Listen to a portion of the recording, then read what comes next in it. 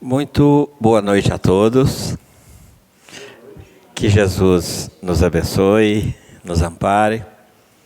Hoje nós vamos dar sequência ao nosso estudo dos 15 princípios fundamentais. Estamos estudando reencarnação.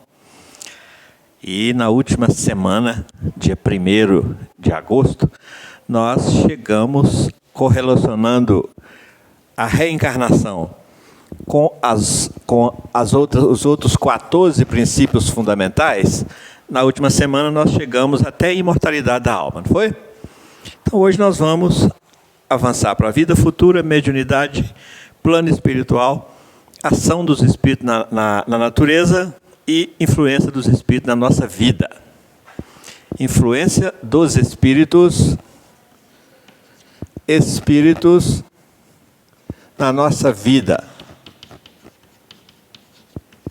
Eles influenciam na nossa vida? Kardec pergunta, e os espíritos respondem que de ordinário são eles que nos conduzem. Mas antes vamos fazer a nossa prece, para a gente iniciar o nosso estudo, sob o equilíbrio dos amigos espirituais, sob o comando de nosso Mestre Jesus. Querido amigo Jesus, em Tuas mãos, Senhor, nós nos colocamos nesse momento, na certeza de que o Senhor cuidará de nós. Na certeza que seremos intuídos, teremos a nossa mente clareada, nosso entendimento clareado, para que possamos todos nós e cada um de nós entendermos melhor a lição da noite. Agradecemos, Senhor, por mais essa oportunidade de nos reunirmos aqui em Tua casa, em torno da Tua doutrina. Esteja conosco, não só agora, Senhor, mas em todos os momentos da nossa caminhada. E que assim seja. Muito bem. Reencarnação é a bola da vez. É o que nós estamos conversando. Fiquem à vontade para perguntarem, para participarem. E nós vamos, na sequência, então, continuar fazendo essa correlação da reencarnação com os demais princípios fundamentais. Como já dissemos no início, já viemos até a imortalidade da alma e vamos hoje focar nesses outros 4 seguintes. Então vamos para a vida futura. Vida futura. Vida futura não falamos ainda não. Não relacionamos com a vida futura ainda não. Qual a relação que existe entre reencarnação e vida futura? Se eu estou reencarnado, eu vim de uma vida passada. Estou vivenciando aqui agora, isso é muito lógico, né? Estou vivenciando experiências aqui agora. Como eu já entendi, já compreendi que eu sou imortal, então eu vou me situar numa vida futura, num momento futuro, num tempo futuro, que não necessariamente precisa de ser visto por nós como sendo no plano espiritual. Nós estamos reencarnados aqui agora, daqui a 1 segundo já é vida futura.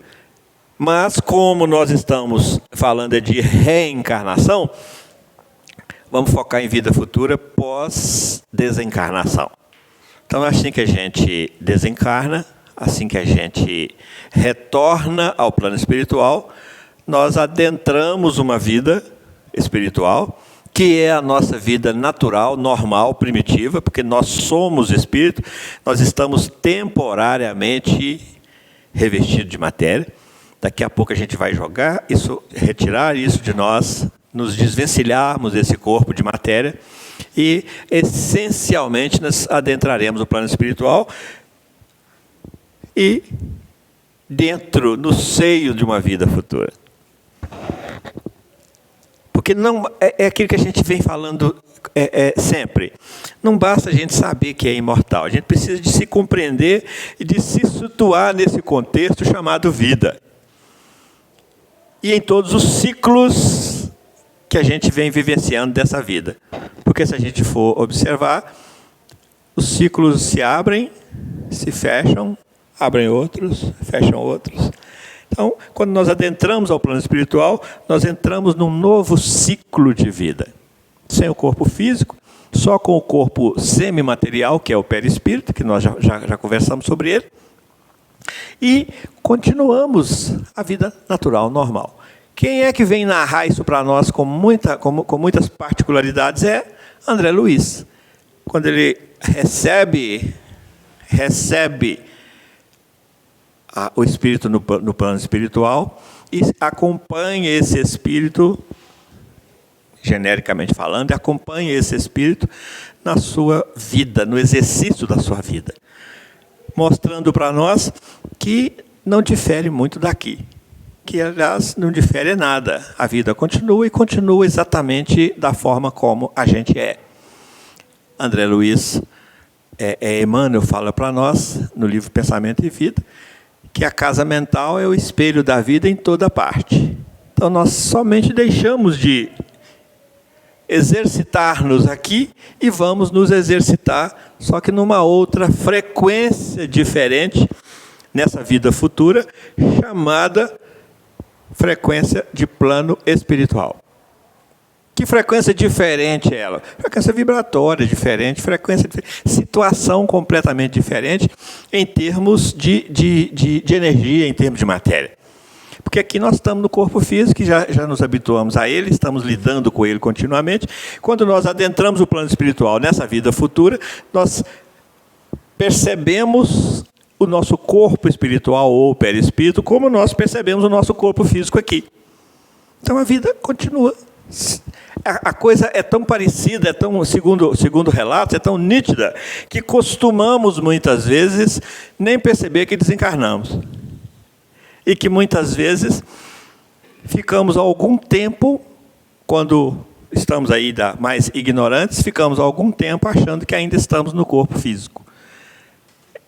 Porque naquele nível, naquele plano, a semimatéria tem a semelhança da matéria no corpo físico aqui. Então, nós abandonamos esse corpo físico, como existe uma correspondência célula a célula, molécula a molécula, entre o corpo físico e o perispírito, nós vamos enxergar o nosso corpo espiritual como sendo o corpo material. Então, a vida continua. Nessa vida futura, nós vamos estar lá, igual que nem nós estamos aqui com o nosso corpo do mesmo jeito, com alguns resquícios, que aí vai entrar a lei de causa e efeito no meio, o tempo que isso vai durar do lado de lá, com alguns resquícios, algumas marcas de causa-morte ou causa-desencarnação, com alguns resquícios que isso vai se curando, se não existe culpabilidade, isso vai sendo sanado, essas anomalias do nosso corpo espiritual, pelos tratamentos fluidoterápicos do lado de lá. Então, naturalmente, a gente vai restabelecendo o nosso corpo, sarando o nosso corpo perispiritual, na proporção da nossa culpabilidade, gente. Há situações nessa vida futura que a forma pela qual nós desencarnamos, vai caracterizar no plano espiritual e nessa imortalidade, e nessa vida futura, e nessa vida imortal, vai caracterizar o estado do nosso perispírito. Por exemplo, as informações que nós temos tido aqui, se desencarnamos pelas vias do autoextermínio, aí já é diferente. Essas marcas no plano espiritual vão permanecer no nosso perispírito. Doídas, doloridas, trazendo todas os desequilíbrios que normalmente trazem para nós, e a gente não vai conseguir se desvencilhar dele, a não ser vivenciando uma nova encarnação. Então, a reencarnação é um recurso que nos é concedido para que, ingressando de novo na matéria, nós retificamos o nosso perispírito nessa vida futura e no plano espiritual. Quando nós retornamos ao plano espiritual, uma vez que nós vivenciamos e respondemos e resgatamos todos os danos feitos no perispírito numa encarnação, retornamos ao plano espiritual, vivenciamos as dificuldades lá, voltamos para uma nova encarnação, e aí quando nós retornamos ao plano espiritual de novo, aí a coisa já está mais sanada, vamos chamar assim. Ou seja, esse perispírito já está mais recomposto. De uma encarnação só que a gente vai resolver isso? Depende. Às vezes a gente gasta mais de uma encarnação, segundo relatos dos amigos espirituais, dependendo do dano que nós geramos ao perispírito, com as nossas escolhas de como desencarnamos, pelas vias do autoextermínio, porque o perispírito é a forma do corpo físico numa outra encarnação. E às vezes a gente destroça tanto o nosso perispírito que a gente não consegue retificá-lo de novo em 1, 2, 3 reencarnações. Às vezes precisa de mais. Ficou claro isso? Ficou claro isso, gente? Então, para que serve o plano espiritual? Para a gente abrir ciclos e fechar ciclos. Vai ao plano espiritual, vivencia. No plano espiritual nós continuamos em evolução, o tempo todo estamos em evolução. Mas há determinados pontos a serem evoluídos, determinadas circunstâncias, há determinadas particularidades da nossa evolução que nós necessitamos vivenciar a experiência na matéria. Questão 132 do Livro dos Espíritos. Objetivo da encarnação do espírito. É porque há situações nessa relação entre espírito e matéria que só tem um jeito da gente equalizar-se com a matéria, vivenciando a experiência nessa matéria. Por isso a gente encarna. Esse é um dos objetivos da encarnação. O outro é que nós precisamos de vivenciar as vicissitudes da vida. Que são vicissitudes? Coisas desagradáveis da vida. Precisamos por quê? É necessário que o escândalo venha. E que escândalo é esse? Escândalo que nós mesmos geramos. Porque nós estamos sob a égide da lei de causa e efeito, e quando nós entramos na matéria, nós esbarramos com toda essa carga que nós trazemos de nós mesmos e vamos vivenciar isso na matéria. Então, por isso é necessário que a gente vivencie as vicissitudes da vida. E olhando no dicionário bem com mais clareza, vicissitude da vida também tem o sentido de incerteza. Essa incerteza que a gente tem da vida, que segundo é um entendimento muito pessoal nesse campo aí, acredito que a gente precisa de viver essa incerteza exatamente para a gente buscar a certeza naquilo que é o sol da nossa vida. E muitas vezes a gente se arvora em autossuficiência e acaba se dando mal pela vida fora. Porque nós não temos garantia de que nós estaremos nesse mesmo estado aqui daqui a 10 minutos, que dirá daqui um dia, daqui 2 dias. Então essa incerteza tem para mim que é um recurso utilizado para me provocar a buscar estabelecer essa relação com o divino. E cultivar dentro de mim a fé para eu, a cada vez mais, ir adquirindo essa certeza. Só que não sobre o meu próprio personalismo, os meus próprios valores. Mas essa certeza segundo o que eu já vou começando a compreender daquele que é a inteligência suprema e a causa primária de tudo. e que é o Senhor de tudo, e que é onisciente, que é onipotente, e que é soberanamente justo e bom. Então, esse objetivo da encarnação, da reencarnação, da encarnação, é vivenciar a matéria, vivenciar as vicissitudes da vida. E tem um terceiro. O espírito também necessita contribuir com a parte que lhe toca na obra da criação. Então a questão 132 traz 3 alternativas aí de justificativa de por que a gente precisa de encarnar. Senão, a Trindade universal, nós já vimos, é Deus, Espírito e matéria. Essa relação aqui é nós com Deus. Essa relação aqui é Deus com a matéria. É a inteligência suprema, causador de todas as coisas. Então, o universo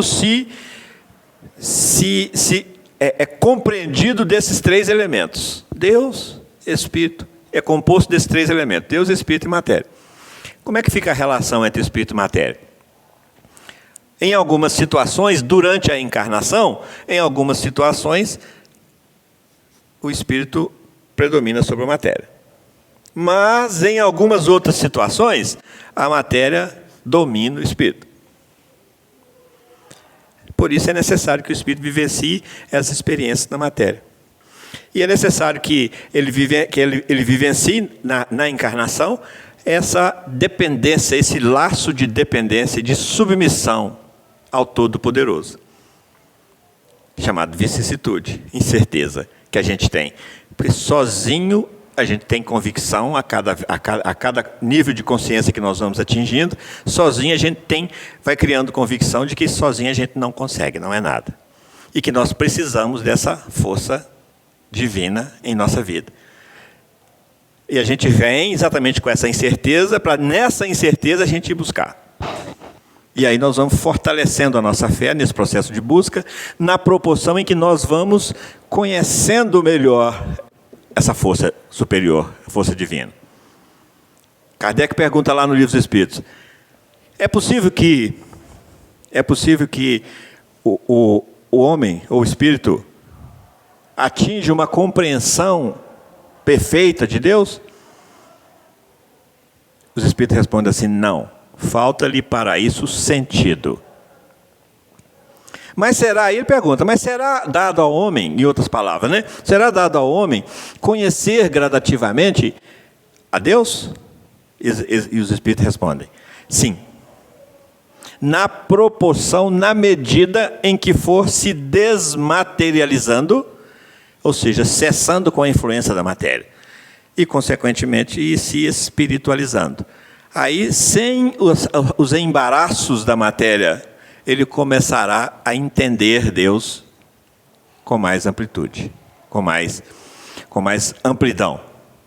Ficou claro isso? Então, a matéria está de novo aqui, a necessidade de relacionar com a matéria, por isso que nós estamos encarnando, para que a gente arranje meios de estabelecer uma relação mais fiel a Deus. E Emmanuel tem um texto muito bonito que se chama comungar com Deus. Puxa na internet que vai achar. Comungar com Deus. Em que ele fala para nós, ensina para nós que para que a criatura entre em comunhão com Deus, o caminho é a fidelidade. É preciso, então, primeiro de desenvolver fidelidade. Porque a fidelidade antecede a comunhão. Por isso, disciplina, disciplina, disciplina. Lealdade, lealdade, lealdade. Fidelidade, fidelidade, fidelidade. Alguma pergunta, gente? Até agora? Tranquilo?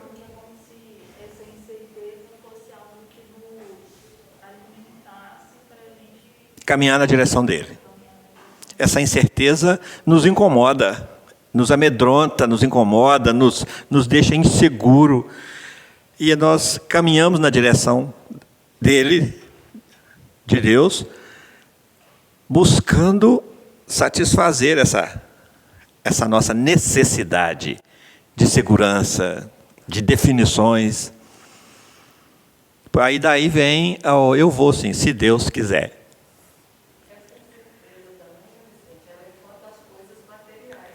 Sim, sim.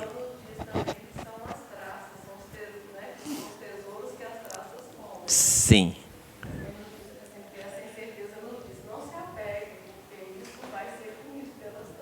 Sim. Marília está falando aqui nesse campo das incertezas. Estou falando aqui para a Câmara. Ligado à questão material. E fazendo uma associação ao ensinamento de Jesus, de não ajunteis tesouros na terra, onde a traça corrói e a ferrugem consome. Mas ajunteis tesouros no céu, onde a traça não corrói e a ferrugem não consome. Está falando exatamente disso. Porque na proporção em que nós vamos trocando de valores, na canalização das nossas energias, no nosso processo de conquistas, e que vamos deixando de querer e desejar conquistar coisas materiais e vamos abrindo mais para conquistar as coisas espirituais, ou seja, vamos saindo da ilusão para a certeza, porque a única coisa que é certo é o que é espiritual, por isso é que onde a gente vai, a gente se leva, porque essa é a nossa bagagem. Então, na proporção que a gente vai fazendo esse processo de troca, aí nós vamos caindo naquele tema de ontem lá do nosso encontro.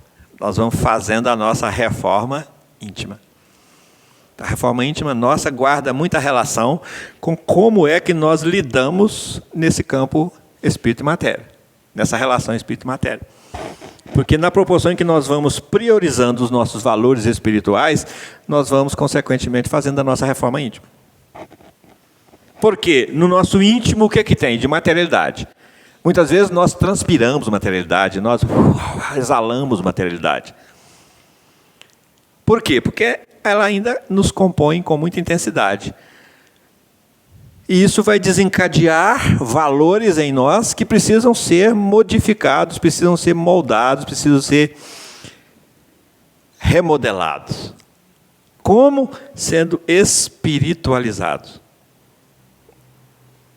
Aí vai desencadear em nós uma conjugação e uma mudança de valores do material para o espiritual.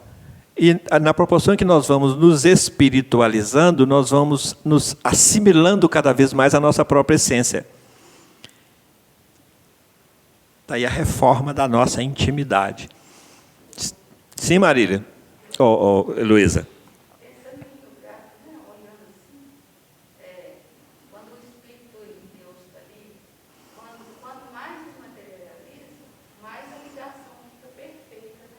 Sim, mas essa fidelidade a quê? Fidelidade às leis de Deus e fidelidade à própria essência, porque essencialmente nós somos espírito. E muitas vezes nós confundimos e preferimos a matéria. Aí Jesus fala, eu e o Pai somos um, a ligação aí já é comunhão. Aí, por que Jesus usa essa expressão? Eu e meu Pai somos um. É porque já há comunhão entre Ele e Deus. Qual? A minha vontade é fazer a vontade do meu Pai que está no céu. O que eu ensino para vocês não é meu, é do meu Pai que está no céu, que me mandou para vir trazer para vocês. Está no Evangelho, estuda. Então, essa comunhão é o nosso objetivo, é a nossa meta.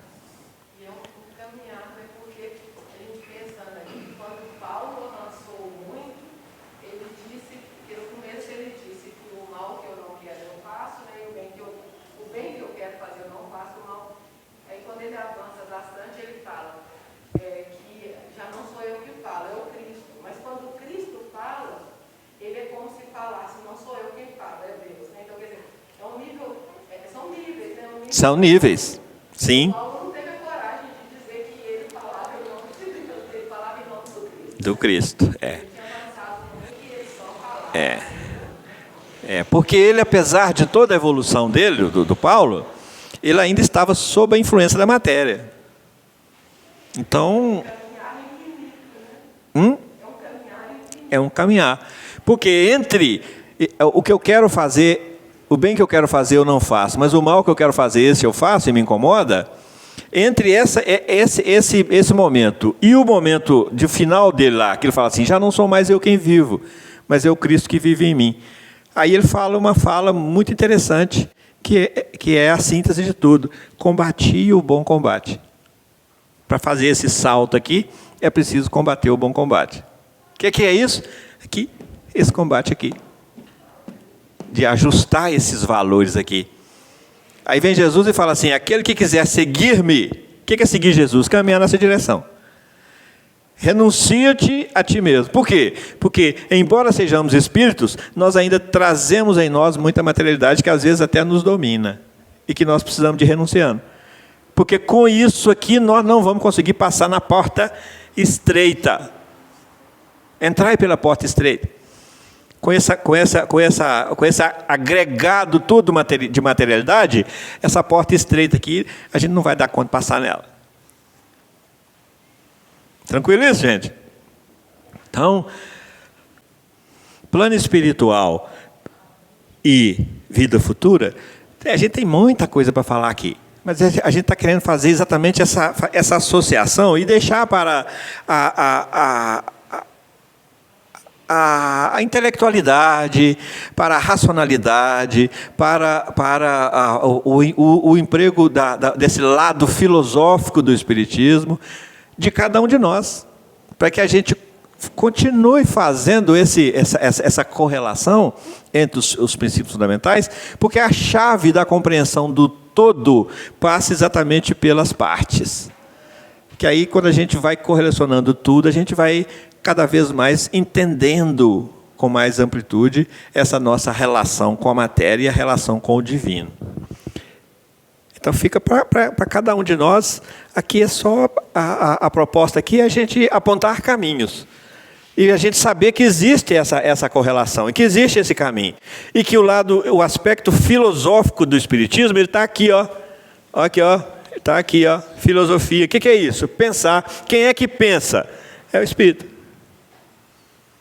E o lado científico do Espiritismo está aqui, ó. Ciência estuda a matéria. Agora, o Espiritismo estuda o Espírito. Como? Filosofando. Como é que é filosofar? Exercer-se criticamente. Exercer a criticidade. Caminhar na direção da busca da verdade. Por isso que vem para nós lá, conhecereis a verdade vos libertará. Liberta de quê? Desse aprisionamento que nós ainda temos com a materialidade que ainda há em nós, com a ignorância que ainda há em nós. E isso é uma luta milenar, essa luta de libertação nossa. E vai continuar a nos acompanhar. Então, aqui, ciência, matéria. Filosofia, espírito. Qual que é o outro caráter do Espiritismo? Religião. Religião, Deus. O que é religião, na verdade? Religar criatura ao Criador. Então está tudo associado também com o mesmo triângulo da Trindade Universal. Deus, religião. Espírito, filosofia. Matéria, ciência. E nesse relacionamento entre essa Trindade Universal, qual o caminho que nós seguimos? Esse caminho fundamental trazido por nós, para nós, pelo Espiritismo.